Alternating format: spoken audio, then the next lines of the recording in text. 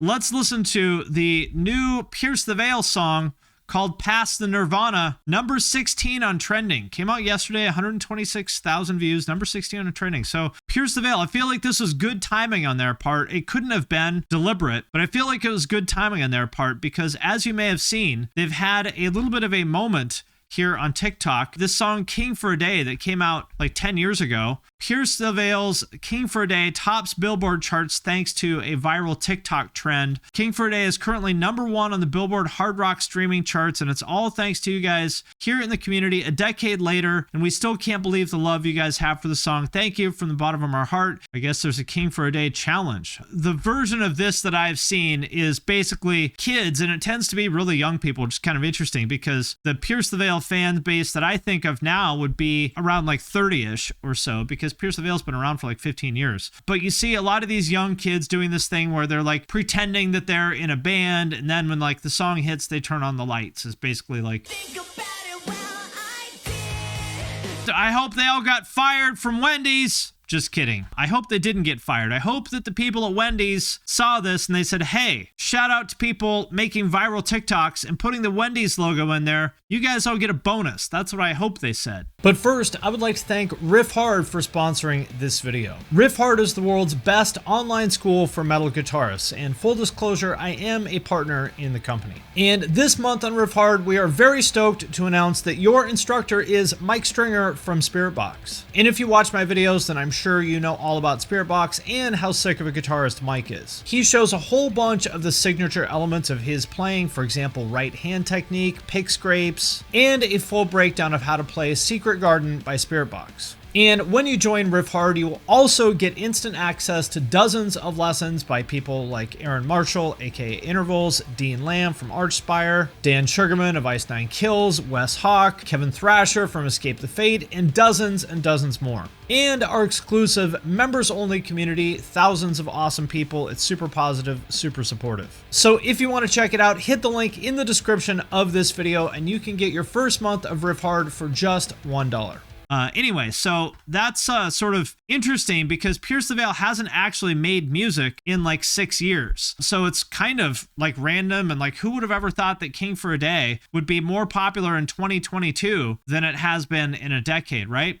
Pierce the Veil was an interesting band to me. I first heard them, whatever, like in 2009 or whenever this came out, expecting them to be metalcore because, I don't know, back then that's just what all the scene bands were, right? So I was expecting them to sound like Asking Alexandria or Attack Attack because that's just sort of what I assumed all scene bands sounded like. So I had sort of a moment of cognitive dissonance. You know, like if you go like pick up a glass and you think it's water, but it's actually like Sprite and you're like, well, you know, because you're expecting one thing and get another. That's sort of how I felt with Pierce the Veil. This is the first Pierce the Veil song that I heard, I believe, just to bring everyone up to speed on their career. Shout out to Chain Reaction. It's more like the fall of Troy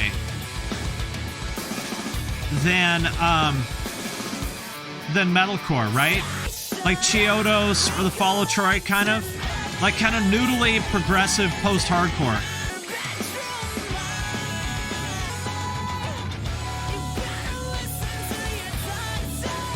And Vic Fuentes, the singer and main songwriter, obviously of Hispanic descent, so I think he's Mexican. They call it Mexicore. They use some little kind of Latin music touches here and there, which is interesting. Actually kind of a progressive band. Even though I think that at least back then, the majority of their fans were just like, you know, little girls who thought he was cute because, you know, he was a skinny guy with long hair that played guitar. You know, the band was actually pretty progressive and interesting. Not at all what you would think of. You know, a lot of those bands back then got written off as just like pretty guys who couldn't play and just wanted to be famous and stuff. And I don't think Pierce the Veil was ever like that at all. Sounds pretty damn good. Not very many bands sounded this good in 2009. In this scene.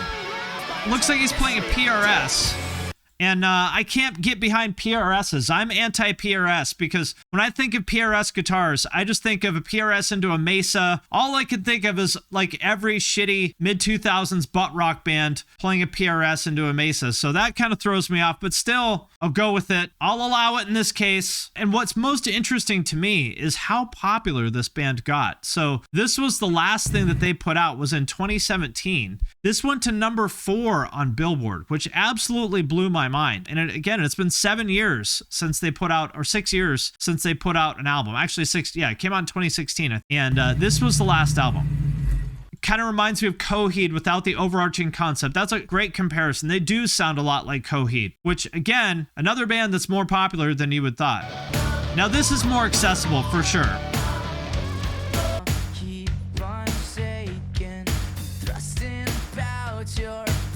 Definitely not a band that I expected to see hit the Billboard Top 10. This song kind of reminds me of Weezer. In any case, the point is, this band has been around for a long time. I think they started in 2004 or something like that. So they've been around for almost 20 years. They haven't released music in 7 years, and yet they are arguably more popular than they've ever been, thanks to TikTok and just like there's that X factor of bands just sticking around for a long time. And for whatever reason, they're one of those bands that continues to maintain their relevance even after so long. That brings us to the new song by Pierce the Veil called Past the Nirvana, which I have not listened to yet, but let's check it out. Number 16 on trending. Good timing on their part. We will see, is this the song that will sort of make them, like, could they be the next My Chemical Romance? Is it going to sound like grunge? I don't know. Okay. Does kind of sound like grunge to me so far. Does not sound like Pierce the Veil really so far. Sounds like Silverchair. I wonder if they're going to get noodly. Suicide Season is upon and high. Is Suicide Season like a phrase I don't know, or is that a Bring Me the Horizon reference? I don't know.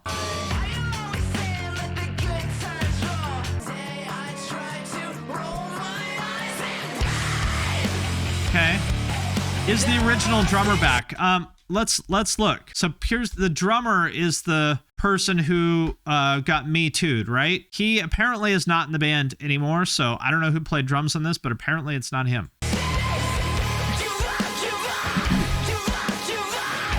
Okay, this is heavier than I remember them being. Not that it's like metalcore or anything, but heavier than I remember them being.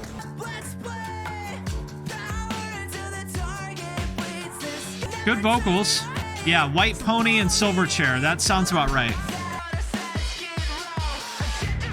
Pierce the Veil always had some nice, intricate guitars. I'd be disappointed if they went the simple rock route. I don't personally care about whether the guitars are intricate or not because I'm more of like a vocal-oriented person, but I will say that was sort of a defining element of their sound is those noodly, intricate Fall of Troy type guitars, and I'm certainly not hearing that in this song. It feels like a change of pace to me.